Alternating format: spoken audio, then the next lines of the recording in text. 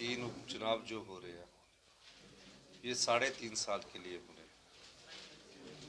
और इन तीन विधानसभा क्षेत्र के लोगों को ये तय करना है, फैसला देरा, हमीरपुर, नालागढ़ के लोगों ने करना है कि इन तीनों ने इस्तीफा क्यों दिया।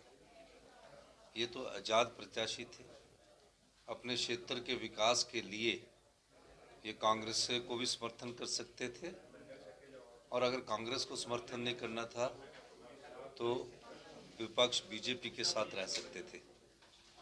इस्तीफे देने का कोई औचित्य नहीं था और नालागढ़, देहरा और हमीरपुर की जनता ने इन्हें 5 साल के लिए चुनकर भेजा था। जब 5 साल के लिए चुनकर भेजा था, अपने क्षेत्र की आवाज़ उठाते, अगर सरकार कार्य नहीं करती तो सरकार के खिलाफ विधानसभा में सवाल पूछते, धरना करते, प्रदर्शन करते।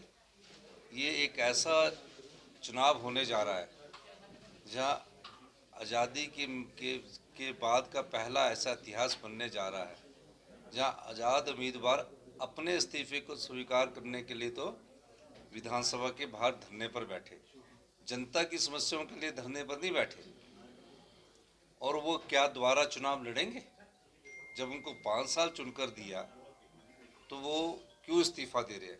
इसके पीछे के रहस्य को समझना होगा और ये रहस्य नालागढ़, हमीरपुर और देहरा की जनता को सोचना होगा कि जिस व्यक्ति को आप 5 साल चुनकर भेजते हो, आपके वोट के दम से वो विधायक बनता है और राजनीतिक मंडी में विधायक बनकर बिक जाता है, तो कैसे ऐसे जो उम्मीदवार है जो अब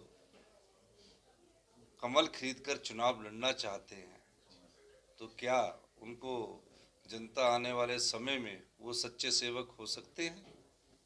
उनकी नीयत साफ हो सकती है? क्या वो ईमानदार हो सकते हैं? तो इन चीज़ों को जनता को सोचना पड़ेगा और 3 चुनाव है, हम तीनों चुनावों को लड़ेंगे। सर 1 महीने से भी कम समय है, नए चेहरों पर दांव खेलेंगे, पुराने चेहरों को? देखिए, हम तो नहीं, अभी हमने जो चेहरे खेले वो पार्टी के समर्पित कार्यकर्ता थे। एक के अकाउंट में सिर्फ 22,000 रुपया था जो हमारी लाहौल स्पीति से प्रत्याशी थी।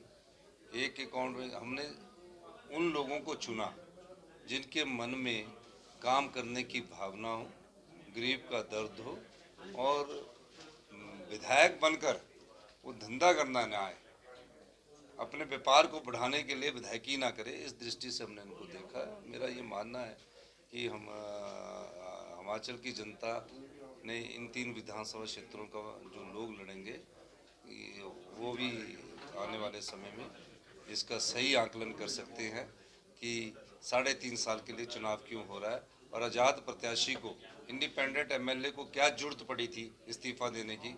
वो तो अपनी मांगों के लेके किसी से भी समर्थन दे सकता था।